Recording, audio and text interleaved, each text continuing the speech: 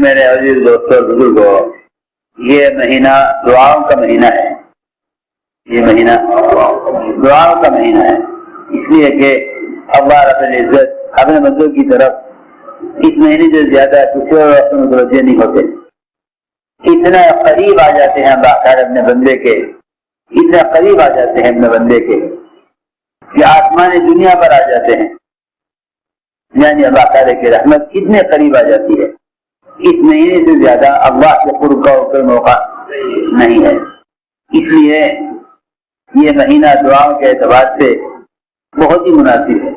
جتنا زیادہ سے زیادہ ہو سکے دعا میں اپنے آپ کو مشغول رکھو. دعا کا مانگنا بذات خود ایک امر ہے، جسے نماز سے پڑھنا بذات خود ایک امر ہے. چاہے کوئی حاجت دعا سے پوری نہ ہو، پھر بھی دعا کا مانگنا اللہ کا امر ہے، چاہے کوئی حاجت پوری نہ ہو.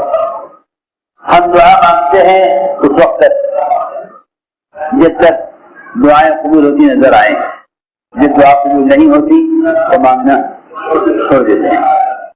ایک چیز کو مانگتے ہیں، اگر مل جاتی ہے تو اگلی مانگتے ہیں، اگر وہ نہیں ملتی تو دعا مانگنا چھوڑ دیتے ہیں. حالانکہ اللہ تعالیٰ بندے کے حاجت اور دعا کے مانگنے پر حاجت کو مؤخر کرتے ہیں مانگنے کو پسند کرنے کے لیے. حاجت کو مؤخر کرتے ہیں مانگنے کو پسند کرنے کے لیے.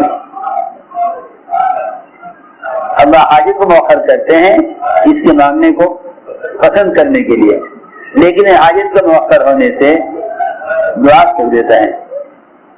حاجت کے مؤخر ہونے پر دعا چھوڑ دیتا ہے.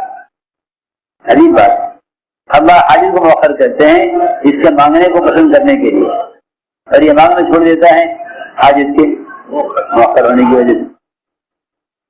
عرفہ دعاؤں کی قبولیت کی جگہ. ہمیں تو نہیں معلوم کہ جو ہم مانگ رہے ہیں اللہ ہمیں دیں گے یا نہیں دیں گے. ہم تو پھر بھی دعا چھوڑ دیتے ہیں. حضور اکرم صلی اللہ علیہ وسلم کو بتا دیا گیا عرفہ میں کہ آپ کی دعائیں قبول ہو گئی، لیکن یہ دعا قبول نہیں ہوگی. یہ دعا قبول نہیں ہوگی کہ اللہ تعالیٰ ظالم کو معاف کر دے، مظلوم کو میرے پاس سے بدلہ دے دے. ظالم کو معاف کر دے، مظلوم کو میرے پاس سے بدلہ دے دے. یہ دعا قبول نہیں ہے. جب اللہ نے آپ سے کہہ دیا عرفہ میں کہ یہ دعا قبول نہیں، آپ نے پھر بھی دعا کو نہیں چھوڑا. یہاں تک عرفہ کا وقت ختم ہو گیا. پھر آپ عرفہ سے مزدلفہ آ گئے. مزدلفہ کی رات میں بھی یہ دعا مانگتے رہے کہ اللہ ظالم کو معاف کر دے، مظلوم میرے پاس سے بدلہ دے دے. حالانکہ دعا کی قبولیت کی جگہ عرفہ، لیکن دعا قبول ہو جاتے مزدلفہ. ہم تو اس دعا کو بھی چھوڑ دیتے ہیں جس کے بارے میں معلوم نہیں قبول ہو یا نہیں ہوئی، اور آپ نے اس دعا کو بھی نہیں چھوڑا جس کے بارے میں معلوم ہو گیا کہ یہ قبول نہیں ہوگی. جتنی حاجت کے پورا ہونے میں تاخیر ہو اتنی دعا میں لجاجت بڑھنی چاہیے. اللہ تعالیٰ حاجت کو مؤخر کرتے ہیں حاجت کو بڑھانے کے لیے، لجاجت کو بڑھانے کے لیے. یہ اور محتاج ہو کر مانگے، اور محتاج ہو کر مانگے، اور محتاج ہو کر مانگے. تو میں نے عرض کیا کہ یہ مہینہ دعاؤں کا مہینہ ہے. مصنون دعائیں یاد کیا کرو کہ مصنون دعاؤں نے قبولیت کے راستے دیکھے ہوئے ہیں. مصنون دعاؤں نے قبولیت کے راستے دیکھے ہوئے. مصنون دعائیں زیادہ مانگا کرو، کیونکہ مصنون دعائیں مقبول دعائیں ہیں جو اللہ کے یہاں قبول ہو چکی ہیں. اگر کوئی شخص صرف مصنون دعاؤں کا اہتمام کر لے، اس کے علاوہ اپنی طرف سے کوئی دعا نہ مانگے، تو اس کی تمام دنیاوی اور اخروی حاجتوں کا مصنون دعائیں احاطہ کر لیں گی. مصنون دعائیں سب کا احاطہ کر لیں گی، ساری حاجتوں کا، اگر صرف مصنون دعائیں مانگ لیں. اس لیے کہ جس طرح حضور اکرم صلی اللہ علیہ وسلم بات جامع الکریم ہیں، اس طرح آپ دعاؤں میں جامع الدعوات ہیں. اس طرح آپ کی کلمات جامع ہیں، اس طرح آپ کی دعائیں بھی جامع ہیں جو دنیا آخرت کی تمام حاجتوں کا احاطہ کیے ہوئے ہیں. حضور اکرم صلی اللہ علیہ وسلم کی صبح اور شام کی دعائیں فرماتی ہیں وہ پڑوسن جو آپ کی پڑوس میں تھی کہ وہ سنا کرتی تھی حضور اکرم صلی اللہ علیہ وسلم کو طلوع فجر کے وقت دعا کرتے ہوئے اللہم انی اعوذ بک من عذاب القبر ومن فتنة القبر، اے اللہ میں تیری پناہ چاہتا ہوں قبر کے عذاب سے اور قبر کی فتنے سے، قبر کے امتحان سے۔ اب فرماتے ہیں کہ حضور اکرم صلی اللہ علیہ وسلم جب دعا کرتے تو فرماتے اصبحنا واصبح الملک للہ الحمدللہ لا شریک لہ، صبح کی ہم نے اس حال میں اس یقین کے ساتھ کہ بادشاہت صرف اللہ ہی کی ہے، بادشاہت سے اصبح الملک للہ، بادشاہت صرف اللہ ہی کی ہو کر ہے اور تمام تعریف اللہ ہی کے لیے ہیں، اس کا کوئی شریک نہیں، اللہ کے سوا کوئی بات کے لائق نہیں، اسی کی طرف سب کو جمع ہونا ہے۔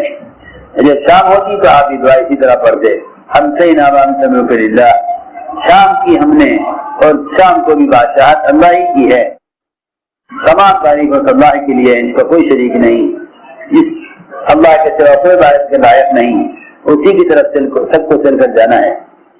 آپ اس دعا کے بعد فرماتے تھے اسألک خیر ما فی هذه الليلة وخیر ما بعده، اے اللہ میں تجھ سے سوال کرتا ہوں اس رات کے خیر کا، اس رات کے بعد جو خیر آنے والی ہے اس کا، اور پناہ چاہتا ہوں اس رات کے شر سے اور وہ شر اس رات کے بعد آنے والا ہے۔ اے اللہ میں تیری پناہ چاہتا ہوں سستی سے اور بڑھاپے کی بری حالت سے، اے اللہ میں تیری پناہ چاہتا ہوں جہنم کے عذاب سے اور قبر کے عذاب سے۔ صبح کو بھی آپ یہ دعا اسی طرح فرماتے تھے۔ ابو سلام کہتے ہیں کہ ایک آدمی گزرا ہند کی مسجد میں، لوگوں نے کہا کہ یہ وہ شخص ہیں جنہوں حضور اکرم صلی اللہ علیہ وسلم کی خدمت کی ہے۔ چنانچہ فرماتے ہیں اس کے پاس جا کر کھڑا ہوا، میں نے اس سے کہا کہ مجھے کوئی ایسی حدیث سناؤ جو تم نے براہ راست حضور اکرم صلی اللہ علیہ وسلم سے سنی ہو، تمہارے اور اللہ کے نبی کے درمیان کوئی اور راوی نہ ہو۔ انہوں نے کہا کہ ہاں میں نے حضور اکرم صلی اللہ علیہ وسلم کو فرماتے ہوئے سنا ہے کہ جو مسلمان بندہ صبح شام 3 مرتبہ یہ کہہ لے، جو بندہ صبح شام 3 مرتبہ یہ کہہ لے، کلمات کہہ لے رضیت باللہ ربا وبالاسلام دینا وبمحمد صلی اللہ علیہ وسلم نبیا، جو شخص کلمات کہہ لے اللہ نے اپنے ذمہ واجب کر لیا ہے، اللہ نے اپنے ذمہ واجب کر لیا، اللہ نے اپنے ذمہ کہ اس کو قیامت کے دن راضی کر دیں گے۔ حالانکہ اللہ کے غیر اللہ کے ذمہ کو واجب نہیں کر سکتا، لیکن اللہ اپنے ذمہ واجب کر سکتا، اللہ نے واجب کر لیا، اپنے ذمہ لازم کر دیا۔ حقا علی اللہ ان یرضیہ یوم القیامہ، کہ اللہ نے اپنے ذمہ کر لیا ہے کہ اس کو قیامت کے دن راضی کر دیں گے۔ عبداللہ بن عمر فرماتے ہیں کہ میں نے سنا فرماتے حضور اکرم صلی اللہ علیہ وسلم کو آپ دعا میں فرما رہے تھے، آپ دعا میں فرمایا کرتے تھے صبح شام، اور یہ دعا آپ کبھی نہیں چھوڑتے تھے یہاں سے کہ آپ دنیا سے رخصت ہوئے۔ اللہم انی اسألک العافیۃ فی الدنیا والآخرہ، اے اللہ میں تجھ سے سوال کرتا ہوں دنیا آخرت کی عافیت کا۔ اللہم انی اسألک العفو والعافیۃ فی دینی و دنیای واہلی و مالی، اے اللہ میں تجھ سے سوال کرتا ہوں عافیت کا اپنی دین میں اور دنیا میں اور اپنے گھر اور مال میں۔ اللہم استر عوراتی و آمن روعاتی، اے اللہ ہر خوف سے تمہیں امن عطا فرما، اور اے اللہ ہماری روح پر پردہ ڈال دے، اے اللہ تو ہماری حفاظت کر ہر طرف سے، اے اللہ تمہاری حفاظت کر ہر طرف سے، آگے سے اور پیچھے سے، دائیں سے اور بائیں سے اور اوپر سے، اور اے اللہ تیری پناہ چاہتے ہیں اس سے کہ کوئی زیروں کے نیچے سے کوئی آفت اندر آئے۔ سلیمان تو فرماتے ہیں کہ یہ دعا حضور اکرم صلی اللہ علیہ وسلم صبح شام پڑھا کرتے۔ اللهم صل على سيدنا مولانا محمد وعلى آل سيدنا مولانا محمد كما صليت على إبراهيم وعلى آل إبراهيم إنك حميد مجيد۔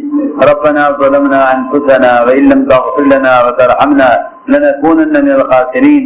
اللهم إنا نستغفرك ونتوب إليك، اللهم إنا نستغفرك ونتوب إليك، اللهم إنا نستغفرك ونتوب إليك۔ ربنا آتنا في الدنيا حسنة وفي الآخرة حسنة وقنا عذاب النار۔ سبحان ربك رب العزة عما يصفون وسلام على المرسلين والحمد لله۔